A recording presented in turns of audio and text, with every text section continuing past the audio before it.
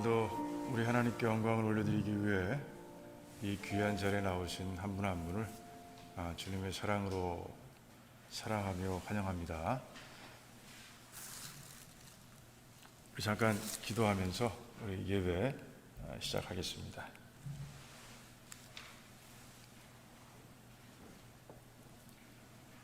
여호와께서는 자기에게 간구하는 모든 자, 곧 진실하게 간구하는 모든 자에게 가까이 하시는도다. 저는 자기를 경유하는 자의 소원을 이루시며 또 저희 부르짖음을 들으사 구원하시리로다. 여호와께서 자기를 사랑하는 자는 다 보호하시고 악인은 다 멸하시리로다. 내 입이 여호와의 영예를 말하며 모든 육체가 그의 성호를 영영히 송축할지로다. 아멘. 하나님 참 감사합니다. 하나님 정말 주님을 사랑합니다. 하나님을 사랑하는 마음으로 오늘 예배를 드리기를 원합니다. 신령과 진정의 예배가 되기를 원합니다. 하나님 오셔서 저희들을 만나주시고 채워주시고, 그래서 하나님의 지혜와 사랑과 은혜와 능력과 신령한 복으로 넘쳐나는 그런 우리의 삶이 되도록 도와주시옵소서. 감사합니다. 예수님의 이름으로 기도하옵나이다. 아멘. 우리 다 일어나셔서 하나님께 찬양 올려드리겠습니다.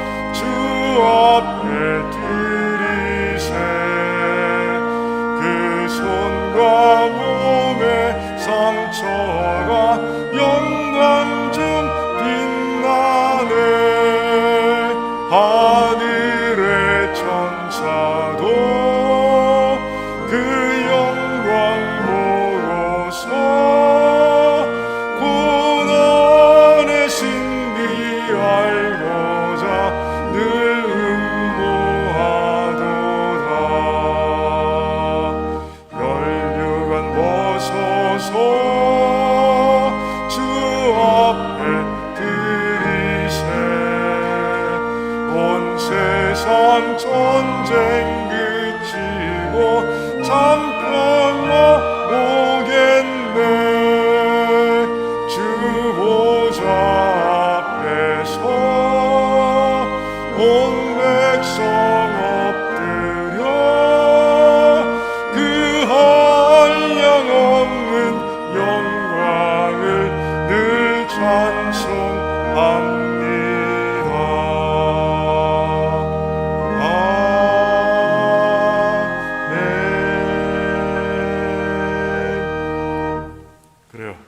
같이 우리 신앙 고백 하나님께 드리겠습니다. 주는 그리스도시요 살아계신 하나님의 아들이십니다. 우리 아멘. 우리 주변 돌아보시면서 하나님께서 함께 하십니다 라고 인사 나누겠습니다. 하나님께서 함께 하십니다.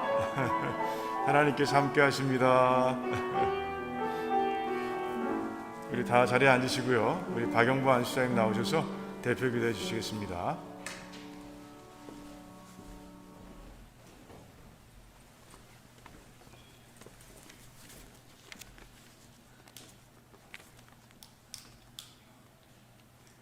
여호와께 감사하라.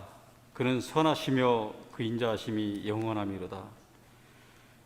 감사하신 하나님 아버지, 2020년 마지막 달 첫째 주에 변함없이 주님의 성전에 저희들을 인도하여 주시니 감사합니다.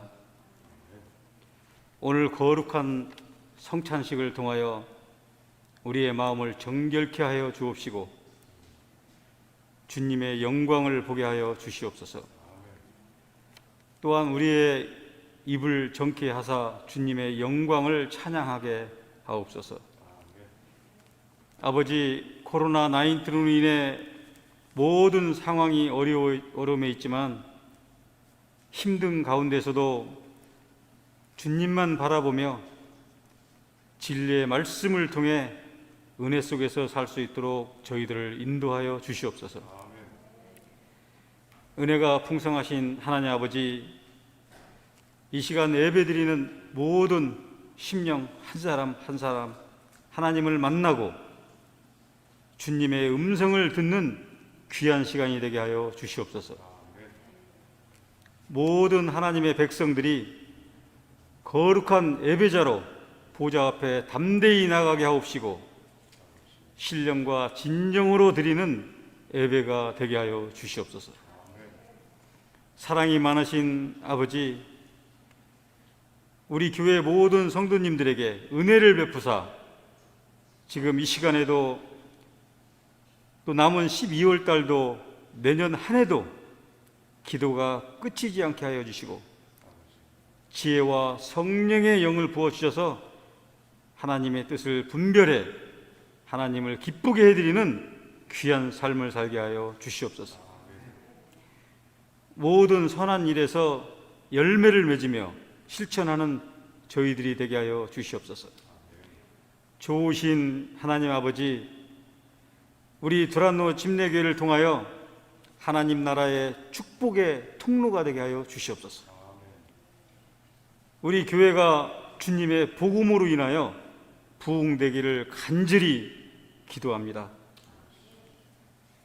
우리 가정, 우리가 속해 있는 모든 처소처소가 나로 인하여 축복의 통로가 되게 하여 주셔서 마지막 남은 이 12월 달 내년 한 해도 모든 성도들이 축복받아 나누는 우리 두란노 침례교회가 되게 하여 주시옵소서.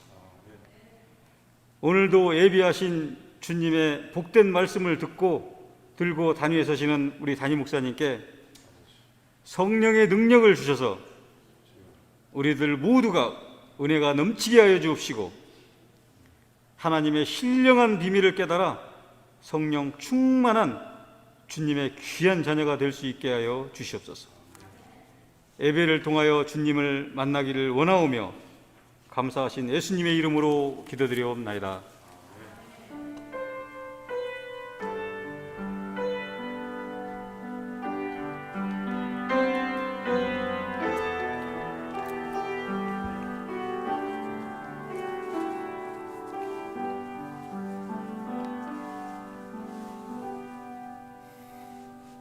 네, 오늘 말씀 우리 같이 교독하겠습니다. 사도행전 21장 15절에서 26절까지 말씀입니다. 제가 먼저 읽겠습니다. 이 여러 날 후에 행장을 준비하여 예루살렘으로 올라갈새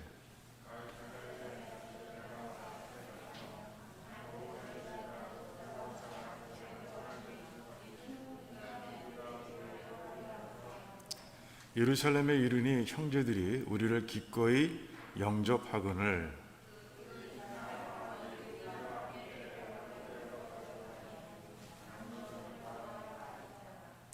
바울이 무난하고 하나님이 자기의 봉사로 말미암아 이방 가운데서 하신 일을 낱낱이 고하니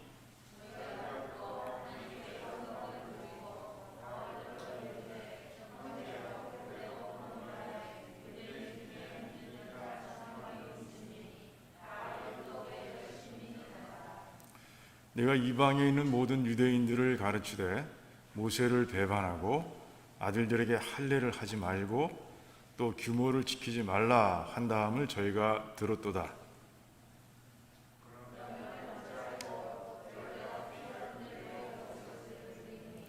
그대의 말하는 이대로 하라. 우리의 말하는 이대로 하라. 선한 네 사람이 우리에게 있으니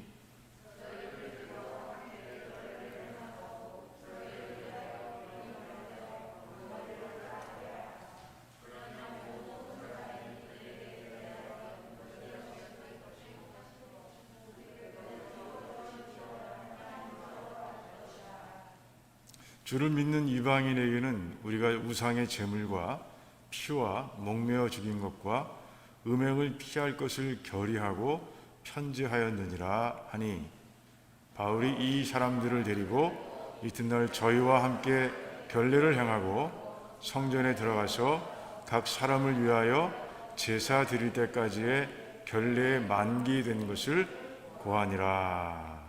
아멘. 아멘. 자, 기도하겠습니다. 하나님 참 감사합니다. 오늘도 이 말씀을 통해서 하나님의 뜻을 알기를 원합니다. 성령 하나님께서 우리 모두에게 임하셔서 이 말씀에 담긴 하나님의 기이한 뜻을 볼 수 있는 눈이, 귀가 열릴 수 있도록 도와주시기를 원합니다. 성령 하나님께서 부족한 종을 채워주시옵시고, 그래서 부족한 종의 머리와 가슴과 입술을 사용해서 하나님께서 원하시는 귀한 말씀을 우리 귀한 백성들의 그 영혼 가운데 폭포수처럼 부어 주시옵소서. 감사합니다. 예수님의 이름으로 기도하옵나이다. 아멘. 예, 제가 마스크를 벗고 설교할 수 있는 날이 빨리 오길 원합니다. 자, 드디어 바울과 그 일행들이 어디에 도착했어요? 예루살렘에 도착했습니다. 약 4년에 걸친 그 3차 선교 여행이 이제 끝난 거예요. 자, 도착하니까 그곳에 있는 성도들이 바울과 일행들을 아주 반갑게 맞아 주었고요. 그리고 그 이튿날 이제 바울은 교회 장로들을 만나고 이제 그들과 교제하고 또 선교 보고를 하는 그런 모습들이 오늘 말씀 가운데 기록되어 있습니다. 근데 오늘 그 말씀 가운데서 중요한 것은 그 말씀 중에 나오는 대화의 내용이라기보다는 그 대화에 임하는 바울의 태도다라는 것을 우리가 말씀을 깊이 읽다 보면 알게 됩니다. 저도 말씀을 깊이 읽는 가운데 이번에 내용을 가지고 말씀을 전해야 되나 깊이 고민하다가 또 기도하다가 바울의 이 태도를 보길 원하시는구나 하는 하나님의 음성을 듣게 됐어요. 주님께서는 이 바울을 통해서 두 가지 굉장히 중요한 영적인 태도를 보여주고 계신 거예요. 첫 번째, 주님께서 바울을 통해 보여주시는 태도는 뭐냐? 하나님을 높이는 태도예요. 하나님을 자기보다 앞세우는 태도입니다. 자, 바울은 어떤 상황 속에서도 하나님께 영광을 올려드리는 그런 삶을 살았던 거죠. 자, 오늘 말씀도 보면 이제 교회에서 장로들을 만난 바울은요, 이제 인사를 나눈 후에 선교 보고를 이제 하기 시작합니다. 아주 자세하게, 낱낱이라고 되어 있죠. 아주 상세하게 보고를 합니다. 그런데 그 보고하는 내용은 잘 들어가 있지 않아요? 뭘 보고했는지. 우리 이미 사도행전에서 이미 보았죠. 에베소에서 바울이 얼마나 큰 사역을, 좀 하나님께 영광이 되는 사역을 했는지 이미 보았습니다. 장로들에게 선교 보고를 하는 동안에 그 말하는 태도가 참 중요하다는 것이죠. 뭐라고 하고 있습니까? 하나님이 자기의 봉사로 말미암아 이방 가운데서 하신 일을 낱낱이 고했다, 이렇게 돼 있어요. 하나님께서 하셨다, 그죠? 물론 자기가 선교 여행을 떠났고 그리고 선교 여행을 마무리했지만 그 사이에 일어난 모든 일들이 누가 하셨다고요? 하나님이 하셨다는 거예요. 하나님께서 나를 도구로 삼으셔서 그 엄청난 일들을 다 하셨습니다 라고 그렇게 고백하고 있는 거예요. 참 하나님을 앞세우고 하나님을 높이고 있는 그 바울의 태도, 하나님을 주어 삼아 그 선교 보고하고 있는 바울의 태도가 참 아름다운 거예요. 요즘 시대는 어떻습니까? 그래요. 드러나든 아니면 은밀히 하든 자기를 잘 포장해서 자기가 남들보다 두드러지길 바라는, 그리고 두드러지길 원하며 행동하는 그런 사람들이 많지 않습니까? 그런 이 시대, 특별히 바울의 태도가 더 아름다워 보이는 거예요. 그래요. 고린도전서 10장 31절에서 바울은 자신의 인생의 목표를 뭐라 그래요? 먹든지 마시든지 무엇을 하든지 하나님의 영광을 위해 산다, 이렇게 고백하고 있습니다. 바울은 지금 그 고백대로 살아가고 있는 거예요. 할렐루야죠. 저는요, 그 고전 음악 듣는 거 좋아해요. 그 수많은 작곡가들이 있는데 그 중에서도 제가 제일 좋아하는 작곡가는요, 바흐입니다. 바흐. 바하라고 그러죠. 바흐. BACH더라고요. 바흐인데, 그 바흐는 그 쓴 곡 자체도 정말 아름답지만 그 곡 하나하나에 담아둔 하나님을 향한 사랑, 그것 때문에 더 제가 그가 작곡한 곡들을 좋아합니다. 그가 하나님을 얼마나 사랑했는지, 그가 하나님께 얼마나 영광을 올려드리는지는 좀 몇 가지 그 증거들을 우리가 그 기록 가운데 찾아볼 수가 있어요.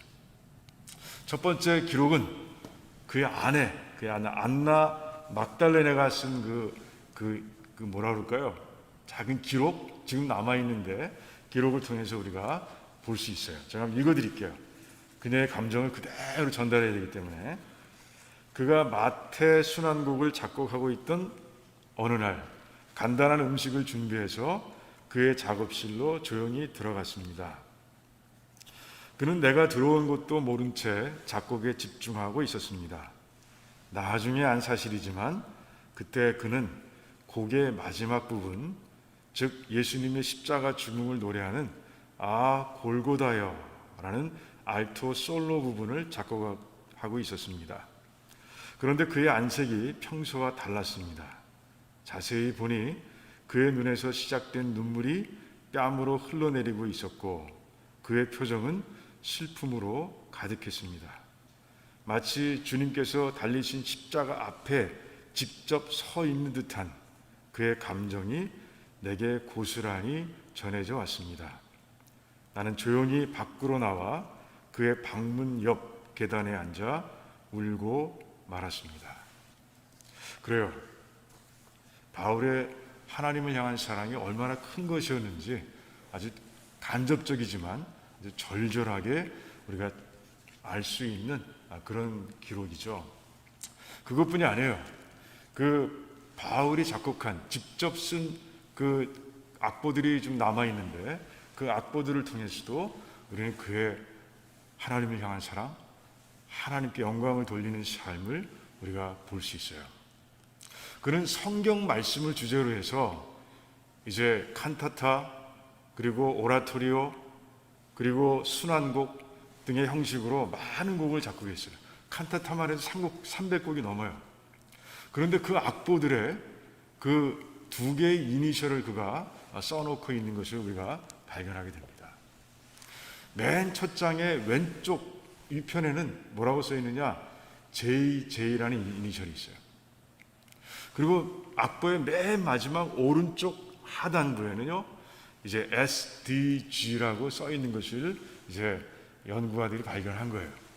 JJ는 라틴어로 예수 유바를 줄인 말인데 예수님 도와주세요 라는 뜻입니다. 그리고 SDG는 Soli Deo Gloria라는 라틴어의 준말인데 오직 하나님께 영광을 이라는 그런 라틴어 말이에요.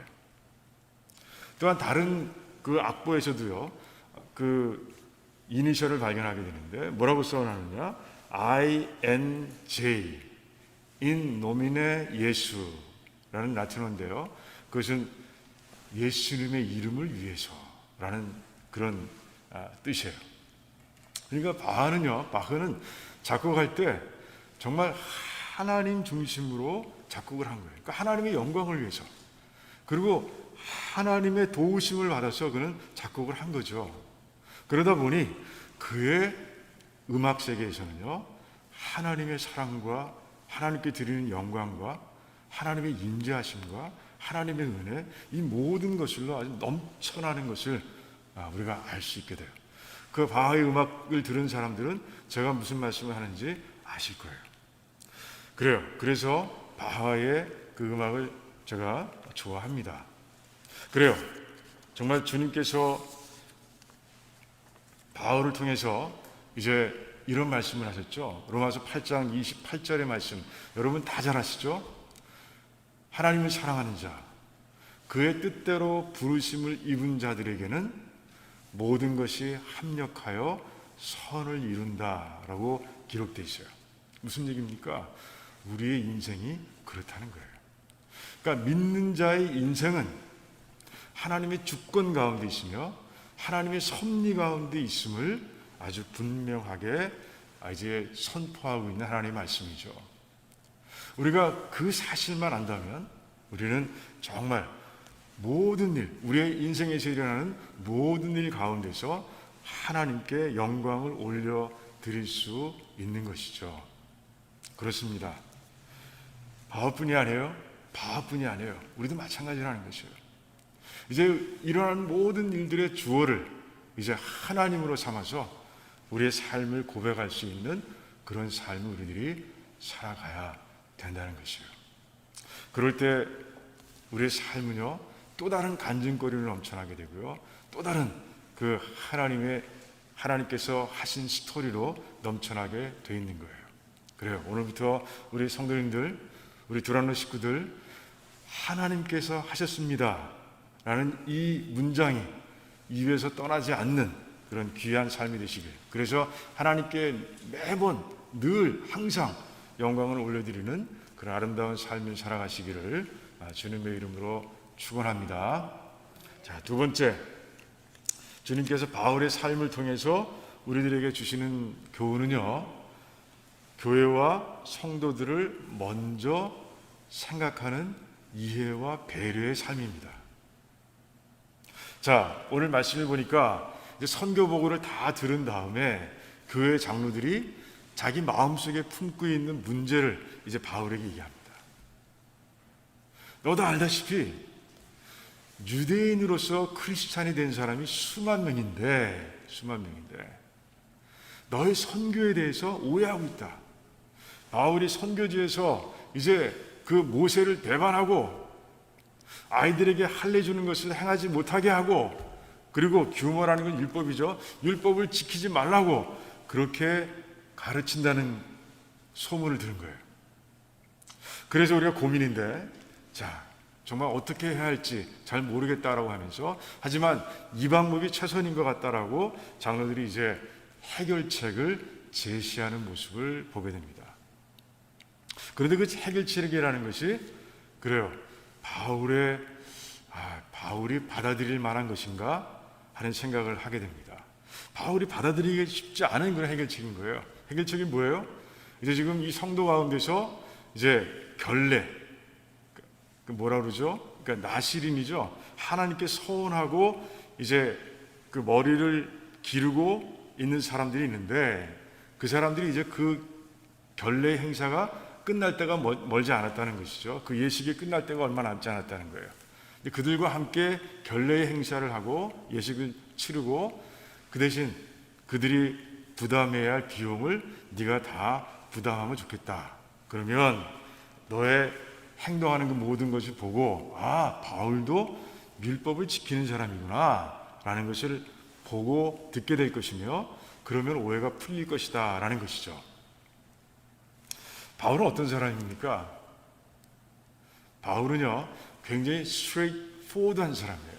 문제를 만나면 아주 직선적으로 문제를 해결해 가는 사람이에요. 근데 이 방법은 우회하는 방법이거든요. 그리고 자기가 잘못한 게 하나도 없어. 여러분, 사도행전 15장에서 어떤 일이 일어나는지 기억하시죠?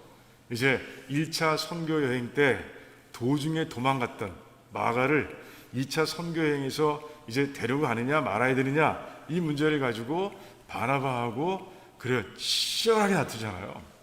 결국에는 선교팀이 쪼개지죠. 그 정도까지 싸우는, 자기가 옳다고 생각하는 것은 굽히지 않는 게 바울이었어요. 만약에 사도행전 15장에 나타난 그 바울, 그때의 바울이 그대로 변하지 않고 지금 있다면 아마 바울은 장로들에게 이렇게 얘기했을 것 같아요. 다 모아주십시오. 유대 출신의 성도들을 다 모아주세요. 내가 그들 앞에서 결백을 주장하겠습니다. 내가 한 번도 그런 적이 없다는 것을 얘기할 것이고, 또한 지금 이 시대가 어떤 시대입니까? 은혜의 시대 아닙니까? 그런데 그렇게 율법주의에 빠져서 살아가는 사람들, 내가 다 싹 생각을 고쳐놓겠습니다. 이렇게 하지 않았을까 하는 생각이 드는 거예요. 그런데 과연 그렇게 했습니까? 아니에요. 그렇지 하지 않았어요. 바울은 그렇게 하지 않았습니다. 이제 26절 말씀처럼 이제 장로들이 제안한 그들의 해결책을 받아들였어요. 왜 그랬을까요? 무엇 때문에? 그게 바로 바울의 배려심인 거예요. 교회와 성도들을 먼저 생각하고 있는 거죠. 먼저 장로들을 먼저 생각합니다. 지금 예루살렘 교회가 어떤 교회예요? 처음엔 폭발적으로 성장했습니다. 그러다가 스데반의 순교를 통해서 유대교의 엄청난 박해와 학대 가운데서, 그렇게 어려운 가운데서 성장해온 교회였어요. 그런데 바울의 선교 소식을 통해서, 잘못된 소문이긴 하지만 그 소문을 통해서 막 시끌시끌하는 그런 교회를 끌어안고 그 어려운 가운데서 기도하며 지금까지 왔을 장로들을 생각한 거예요. 돌아본 겁니다. 그들이 그렇게 어려움을 겪겠구나 하는 생각을 먼저 한 거예요. 물론 바울은 섭섭할 수 있어요. 아니 4년 동안 내가 정말 선교하느라고 정말 고생하고 돌아왔는데 나를 이렇게 돼? 나를 이렇게 오해해? 이렇게 생각할 수 있습니다. 그게 자기 식대로 하고 싶어 하지만 바울은 이제 성숙해진 거예요. 그 1차, 2차, 3차의 선교를 통해서 바울은 점점 그 삶이 변한 것이죠. 그런 가운데 바울은요, 장로들을 생각한 것이죠.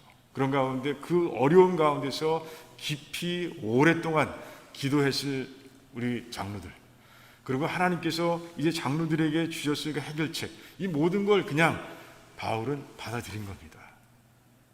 두 번째는요, 교회에 대한 배려, 교회와 성도들의 배려입니다. 자, 만약에 바울이 자기 식대로 스트레이트 포워드하게 문제를 해결하겠다고 자기 주장을 하고 나섰으면 교회는 분명히 어떻게 됐어요? 둘로 쪼개졌을 거예요. 바울을 지지하는 사람들, 그리고 여전히 오해 가운데 있는 사람들, 그렇게 분명히 나눠져서 교회는 정말 스데반 때보다 더 어려운 그런 그 문제 가운데 빠져들 수도 있는 것이죠. 더 큰 분열, 더 큰 갭이 생기고 그런 가운데 더 어려움을 겪을 수 있는 거예요. 바울은요, 선교하는 가운데서 사람들의 오해와 또 사람들의 그 욕심과 그런 가운데서 벌어지는 교회 분열을 많이 봤어요. 특별히 고린도 교회를 통해서 그는 많이 경험했어요. 자기가 아무리 노력해도 되지 않는, 좀 오랜 시간이 걸려서야 그 문제가 해결되는 모습을 보면서 바울은 지금 예루살렘 교회를 그때 경험의 눈으로 바라보게 되실 거예요. 그런 가운데 바울은요, 이제 교회와 성도들을 먼저 생각하고 그리고 장로들의 그 해결책을 받아들이고 있는 거죠. 자기 내려놓는 거예요. 그리고 교회와 성도를 앞세우는 그런 모습을 우리가 그 바울의 삶 가운데서 보게 되는 거예요. 빌립보서 2장 말씀에 뭐라고 되어 있습니까? 자기보다 남을 낮게 여기고 그리고 자기보다 남을 먼저 돌보는 그런 삶을 살라라고 이렇게 얘기합니다. 바울이 쓴 편지죠.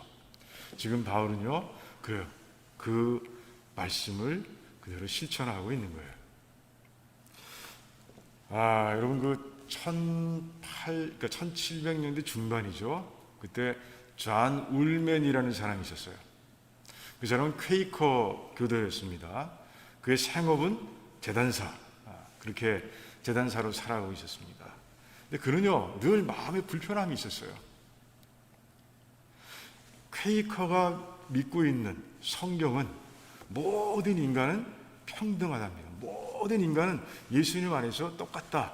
그렇게 가르쳐주고 있습니다. 그런데 성경 말씀과는 다르게 살아가는 나라의 모습, 그리고 또 자기 교단의 모습이 불편한 거예요. 마음이 아픈 거예요. 그게 뭐예요? 흑인 노예제도죠.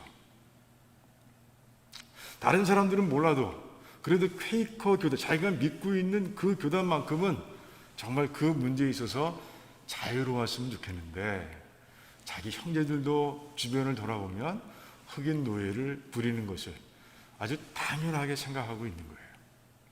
그래서 그는요, 교단에다가 문제 제기를 합니다. 그래서 문제 그 안건이 되어서 이제 토론하게 되고, 그리고 이제 그 투표를 하게 됐지만 부결됐어요. 왜? 퀘이커 교도의 그 의결 방식은 뭐냐? 만장일치예요. 그러니까 만장일치, 한 사람만 반대도 안 되는 거야. 그러니까 그게 안 되는 거예요. 자, 그렇다고 존이 포기했느냐? 그러지 않았습니다. 그는요, 그 상황을 바라보면서 이제 배려하는 마음, 이해하려는 마음을 가지게 된 거죠. 먼저 교단을 생각합니다. 아까 바울과 비슷한 상황이죠. 자기가 생각하는 게 맞아.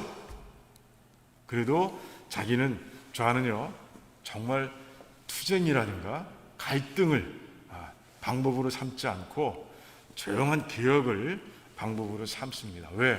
교단이 이 문제로 인해서 힘들길 원하지 않는 거예요. 힘들어지길 원하지 않았어요. 또한 형제들의 삶도 이해하려고 노력했습니다. 왜? 지금까지 그 노예제도를 통해서 사업을 했고 또 편리함을 얻었고 이익을 얻었잖아요. 그걸 하루아침에 내려놓는다는 것이 쉽지 않겠구나 하는 생각을 하게 된 거예요. 그렇다고 흑인들에 대한 이해와 배려심을 버렸느냐? 그렇지 않아요. 그는 성경의 말씀을 해결하기 위해서, 실천하기 위해서, 그 흑인들의 그 해방운동을 위해서 그는요, 아주 조용히 개혁을 하기로 결심한 거예요. 그래서 그는요, 그 생업이 있음에도 불구하고, 재단사라는 생업이 있음에도 불구하고, 그 당시에는 13개 주였죠. 그 13개 주에 흩어져 있는 그 퀘이커 교대의 형제들을 찾아다니기 시작했어요. 지금처럼 여행기 그 방법이 발달해 있으면 괜찮지만 그 당시야 걸어가거나 말을 타거나 하는 것밖에 없는데 그 먼 거리를 먼 거 상관없어요. 계속해서 다니는 거예요. 그러면서 이제 형제들을 생각해서 1대1로 만나서 자기의 생각과 성경 말씀을 이제 얘기하는 거예요. 대화를 한 거죠. 그러면서 그들을 설득하기 위해서 노력을 한 거예요. 또 동시에 그는요, 자기의 삶을 철저하게 말씀에 세우려고 노력했습니다. 겉과 속이 다르면 안 되잖아요. 그래서 그는 항상 흰 옷을 입고 다녔어요. 그러니까 염색하지 않은 것. 그 당시 염색 공장에는요, 흑인들이 일하고 있었어요. 그래서 흑인 노예들의 노동력을 동원해서 이제 염색을 하게 되고 그것이 이제 시장에 풀려나오고 그것을 입는 거죠. 하지만 저는 그럴 수 없는 거예요. 그런 가운데 항상 염색이 되지 않은 흰 옷을 입고 다녔습니다. 그리고 이제 형제의 집을 찾아갔을 때 만약 자기에게 대접하는 그 음식이 흑인들이 만들어서 흑인들이 서브하는 것이라면 그걸 보게 되면 알게 되면 그는 그냥 조용히 제가 지금 금식 중입니다 라고 얘기하면서 밥을 먹지 않았어요. 그런데도 불구하고 부지중에 흑인 노예의 도움을 받았다면 그가 조용히 그 흑인 노예를 찾아가서 살해를 했습니다. 주인 모르게. 그런 철저한 삶을 산 거죠. 정말 자기의 생업을 뒤로 미루고 이 일을 위해서 정말 흑인 노예, 하나님 말씀을 그대로 실천하자는 그런 그 주장을 가지고 자기들을 찾아오는, 그래서 그 먼 길을 달려와서 정말 대화하고 설득하고 하는 그 존의 열정, 그리고 삶에서 정말 흑인을 사랑하는 마음을 그대로 보여주는 그의 진실된 태도, 이런 것들이 이제 퀘이커 그 형제들의 마음을 녹이기 시작했습니다. 그래서 이제 한 사람 한 사람 자기 집에 고용했던, 사왔던 그 흑인 노예들을 풀어주기 시작한 거예요. 그리고 그 존의 노력은 어떤 결과를 낳았느냐. 그가 1790년에 죽었는데 1770년에 죽었군요. 근데 14년 후에 1783년에 퀘이커 교단에서 이제 미국 의회에다가 흑인 노예 제도를 폐지해달라는 그런 안을 올리는 거예요. 그리고 그 이후에도 흑인 노예들의 해방을 위해서 그들은 정말 열심히 누구보다 먼저, 누구보다 적극적으로 그 해방운동을 펼쳐갔습니다. 그렇게 되기까지 오랜 시간이 걸렸어요. 그러니까 그가 죽기까지 18년 동안을 그가 그렇게 노력했습니다. 그래요. 그래서 그의 노력이 정말 결실을 맺기까지 오랜 시간이 걸렸지만 그의 이해심과 배려심을 기초로 해서 이제 시작하고 그리고 이루어간 그 조용한 개혁은요, 아주 완전한 열매를 낳았던 거예요. 그렇게 이해심과 배려심이라는 게 중요하다는 것을 그 좌한 울면의 삶을 통해서 우리는 배울 수 있는 것이죠. 경쟁이 치열한 사회에서요, 남을 나보다 낮게 여기는 거 쉽지 않습니다. 나보다 남을 먼저 돌아보는 것도 쉽지 않습니다. 그런데 하나님께서는 우리가 그렇게 살길 원하시는 거예요. 우리 도라노 식구들은요, 그 하나님의 뜻에 순종하는 백성들이길 원합니다.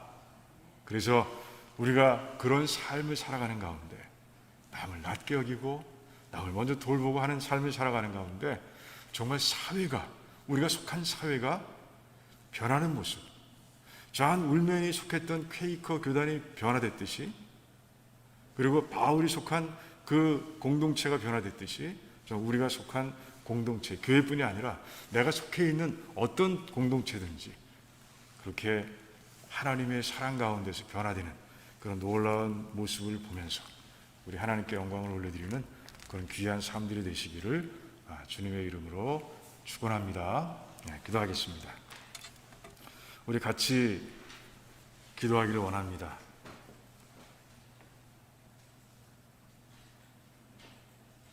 바울이 보여준 이 두 가지의 태도, 첫 번째 태도는 나도 그렇게 하고 있습니다 라고 얘기할 수 있는 사람들이 있을지 모르겠습니다. 나는 무조건 하나님께 영광을 돌리는 삶을 살고 있습니다. 무조건 하나님을 주어로 삼고 있는 삶을 살고 있습니다. 그렇게 고백할 수 있다면 할렐루야, 너무 감사한 일이죠. 하지만 아직도 내가 주어가 되어 살아가고 있는 삶이 있다면 하나님께서 모든 걸 하셨습니다 라는 말보다는 내가 했습니다 라고 주장하는 삶을 살고 있다면 오늘 말씀을 통해서 다시 한번 자신을 돌아보고 무엇을 하든지 하나님께 영광을 돌리는 그런 삶이 되게 해달라고 하나님께 기도하는 시간 되길 원합니다. 일단 두 번째 태도, 다른 사람을 나보다 낮게 여기고 남을 먼저 돌아보는 삶, 이해와 배려가 있는 삶, 그런 삶을 살고 있는지도 돌아보고요. 치열한 경쟁 속에서 어느새 잃어버린, 어느 사이 잃어버린 그런 크리스찬 덕목이라고 생각되면 우리 하나님 앞에서 기도하시기 바랍니다. 하나님, 바울처럼 저한 울면처럼 살기를 원합니다 라고 그렇게 기도하면 좋겠습니다. 또한 코로나 바이러스를 놓고 우리가 늘 기도하고 있습니다.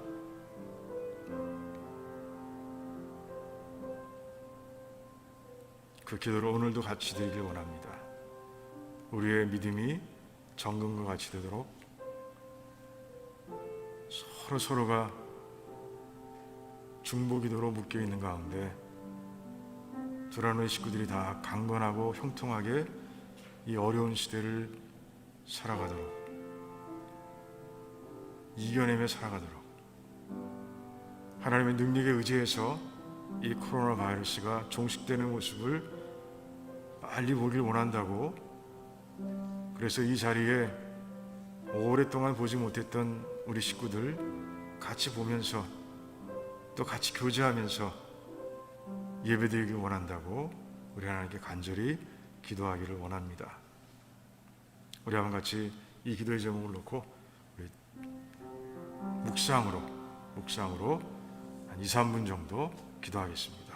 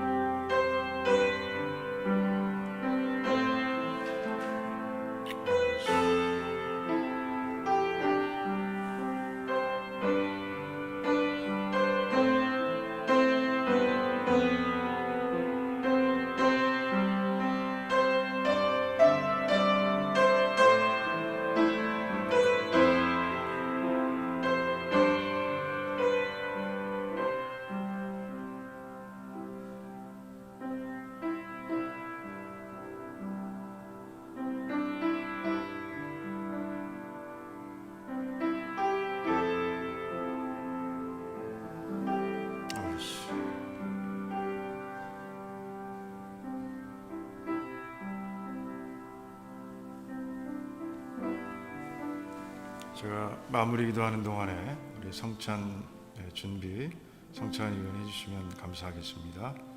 하나님 감사합니다. 오늘 말씀을 통해서 우리에게 또한 도전하신 하나님 감사합니다.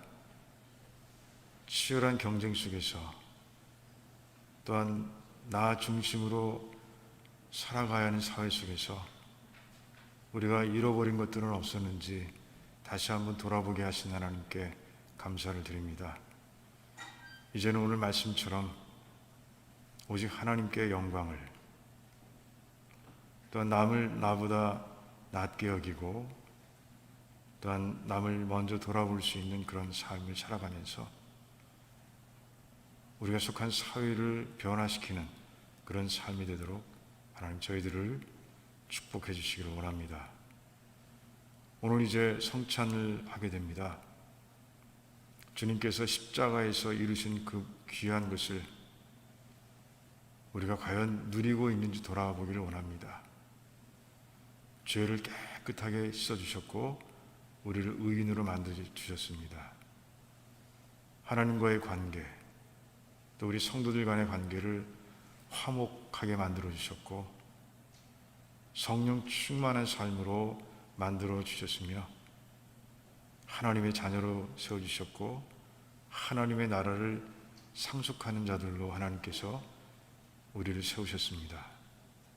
하나님 다 누리고 있습니까? 오늘 성찬하는 동안에 우리의 마음속에 회개가 있기를 원하고 또한 영적인 결단이 있기를 원하오니 하나님 역사해 주시옵소서. 그래서 은혜가 넘치는 성찬이 되도록 하나님 도와 주시옵소서. 감사드리오며 예수님의 이름으로 기도하옵나이다. 아멘. 아멘. 그래요. 오늘도 성찬을 합니다. 성찬할 때 이제 몇 달째죠? 3달째인가요? 3번째 하는 거죠? 여러분들 다 아실 것 같은데 오늘도 이제 그 지난번과 같이 똑같이 성찬합니다. 먼저 성찬할 떡과 포도주를 자리로 가져갈 겁니다. 나오실 때 그 블루 라인이 있죠? 블루 라인을 통해서 거리를 충분히 유지하시고요. 나오실 때 세정제로 손을 닦으시고 그리고 올라오셔서 이제 하나씩 가지고 제가 성찬 말씀을 전할 때까지 기도하는 마음으로 가지고 계시다가 그때 같이 성찬하도록 하겠습니다. 앞에 계신 분들부터 나오셔서 이제 성찬을 가져가시면 성찬에 사용할 떡과 포도주를 가져가시면 되겠습니다. 제가 말씀 읽는 동안 한 분씩 한 분씩 나오셔서 가져가시면 되겠습니다. 예수께서 이르시되 내가 진실로 진실로 너에게 이르노니 모세가 너희에게 하늘로부터 떡을 준 것이 아니라 내 아버지께서 너희에게 하늘로부터 참떡을 주시나니 하나님의 떡은 하늘에서 내려 세상의 생명을 주는 것이니라. 그들이 이르되 주여 이 떡을 항상 우리에게 주소서. 예수께서 이르시되 나는 생명의 떡이니 내게 오는 자는 결코 줄이지 아니할 터이요 나를 믿는 자는 영원히 목마르지 아니하리라.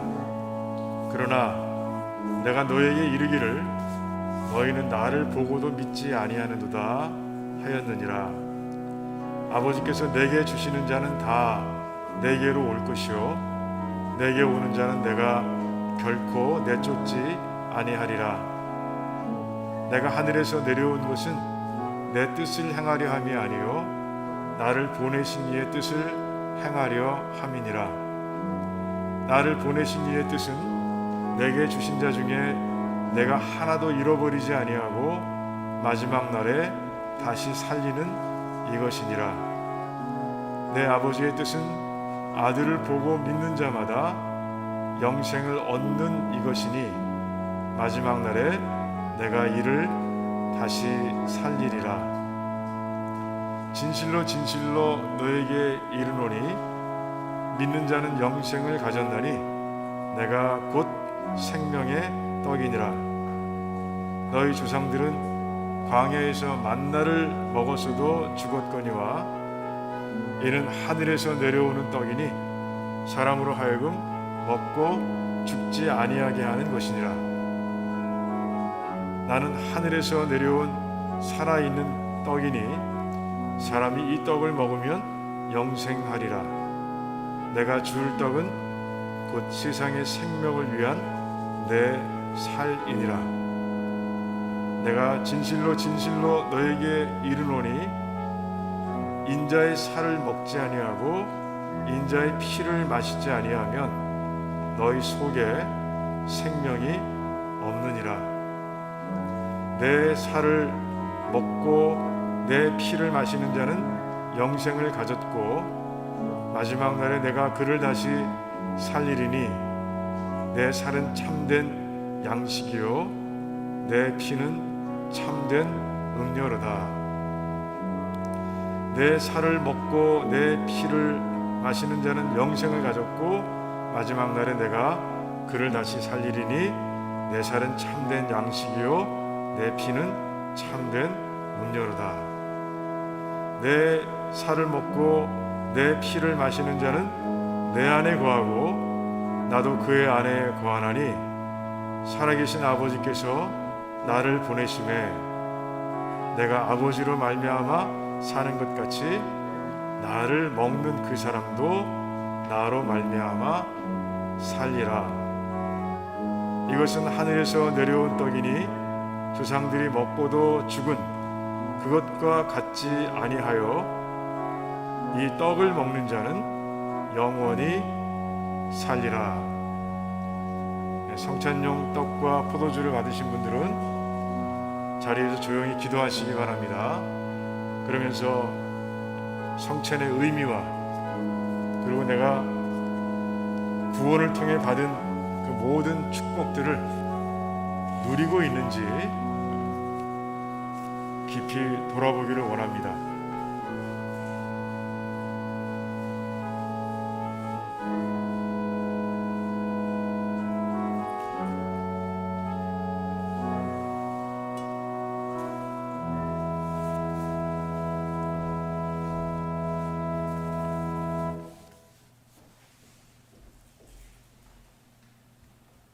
우리 사모님 가지셨나요? 받으셨어요? 오케이. 자, 성찬 시작합니다. 주님께서 잡히시던 밤 주님은 제자들과 함께 마지막 유월절을 나누셨습니다. 만찬을 나누셨죠. 주님께서 떡을 가지사 축사하시고 떼어서 제자들에게 나눠주시면서 말씀하셨습니다. 이것은 너희를 위하는 내 몸이니 받아 먹으라. 여러분들 지금 떡을 드시겠습니다.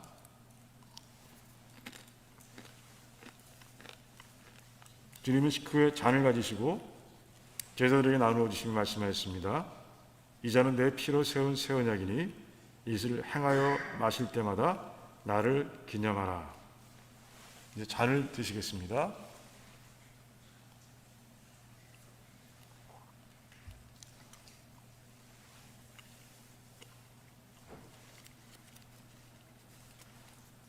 이제 기도하겠습니다. 하나님, 감사합니다.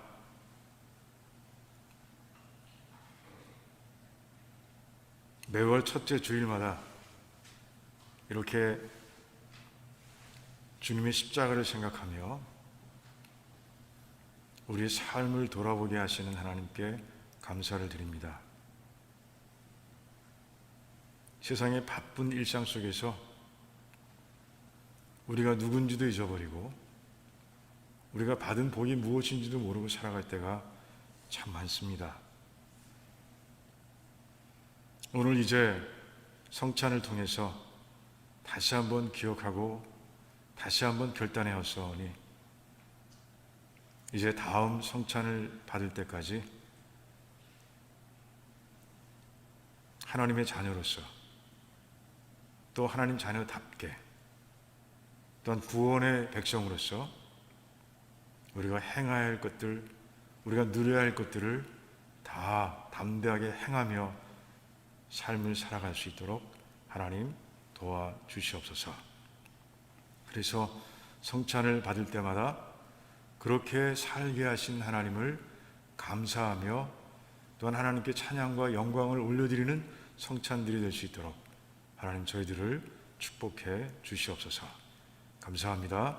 예수님의 이름으로 기도하옵나이다. 아멘. 네, 우리 찬송가 104장 하시면서 우리 준비하신 예물 하나님께 드리는 시간 갖겠습니다.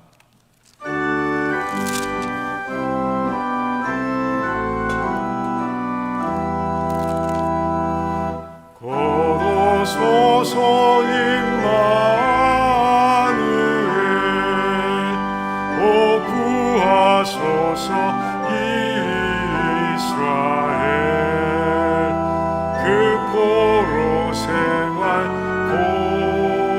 고달파 메시아 기다립니다.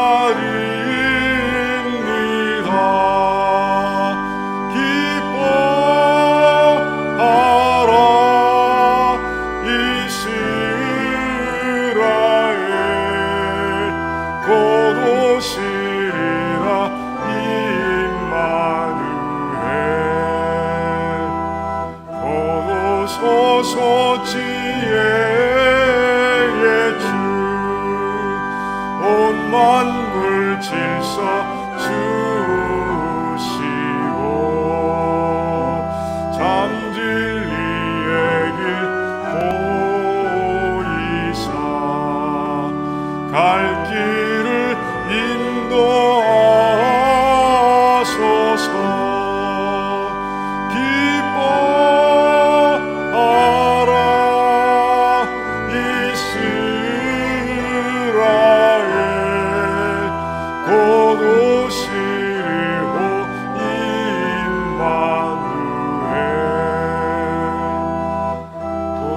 주소서 소망의 주 한 백성 한맘 이루어 시기와 분쟁 없애고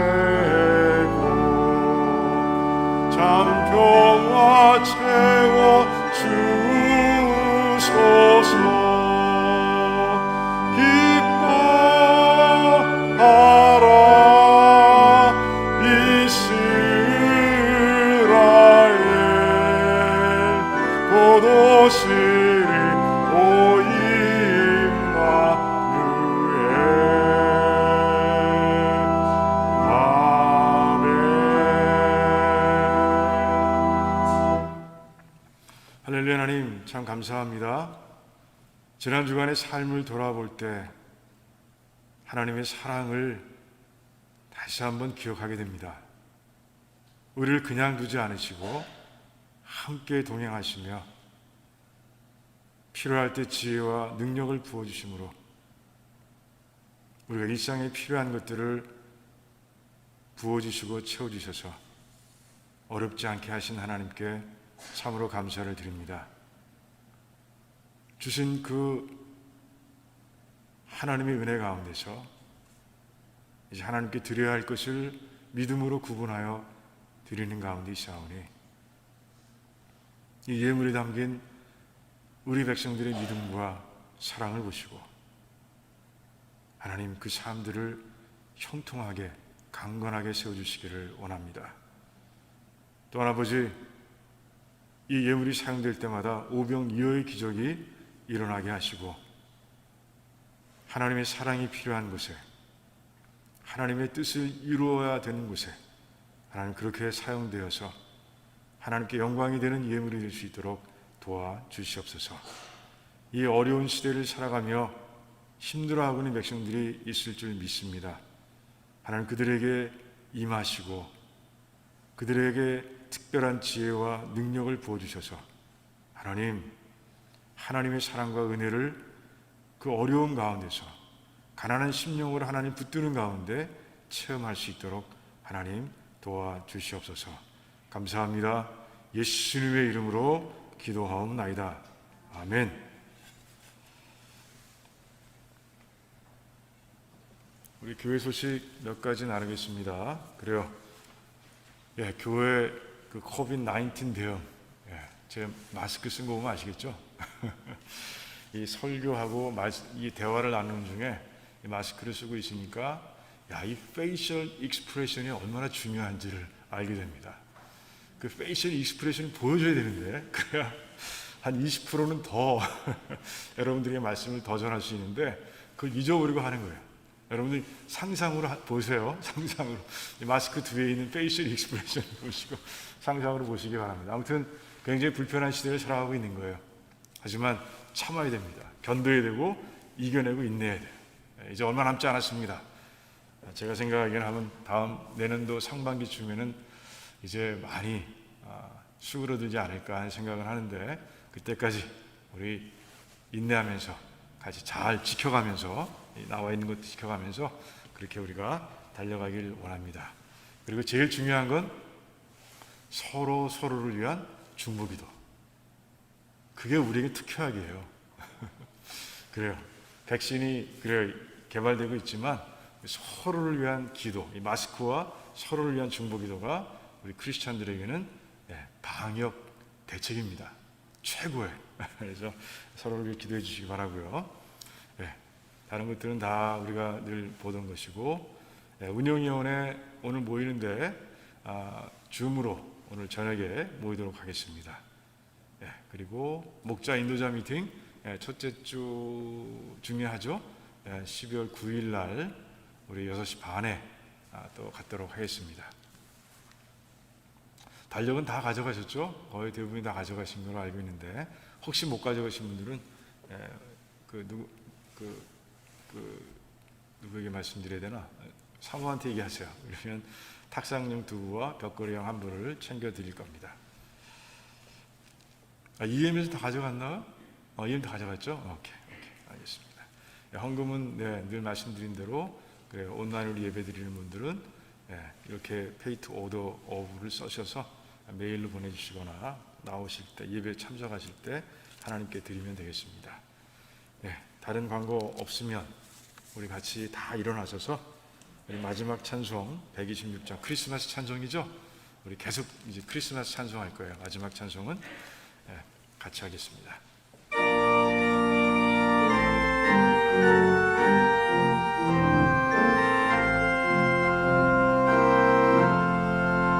천사 찬송하기를 거룩하신 구주께 영광 올려보내세 구주 오늘 나셨네. 크고 작은 나라들 기뻐하다 하여라. 영광 받을 왕의 왕 베들레헴 나신 주 영광 받을 왕의 왕 베들레헴 나신 주 오늘 나신 예수는 하늘에서 내려와 저녁 몸에 나셔서 사람 몸을 입었네. 세상 모든 사람들 영원하신 주님께 영광 돌려보내며 높이 찬양하여라. 영광 올려보내며 높이 찬양하여라. 의로우신 예수는 평화의 왕이시고 세상 빛이 되시며 우리 생명 되시네. 죄인들을 불러서 거듭나게 하시고 영생하게 하시니 함께 찬양하여라. 영생하게 하시니 함께 찬양하여라.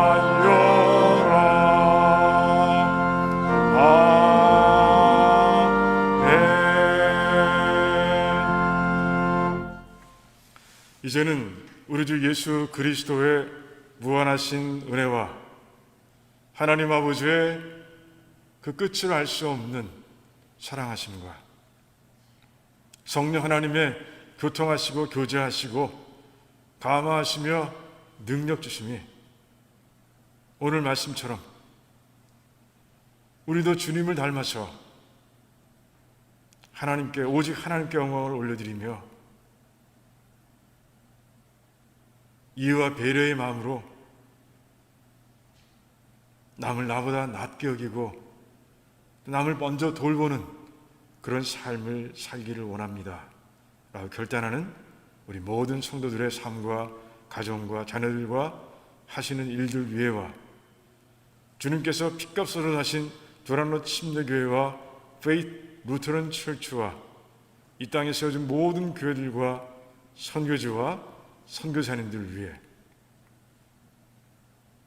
또한 어렵고 힘든 가운데서도 혈루병에서 치유된 여인처럼 주님의 옷자락을 믿음으로 붙들고 승리를 확신하며 나아가고 있는 고난중의 백성들을 위해와 출타적인 백성들을 위해와 또 코로나 바이러스로 참 어려움을 겪고 있는 이 전 세계의 모든 백성들을 위해 지금으로부터 영원토록 함께 하시기를 간절히 축원하옵나이다. 아멘.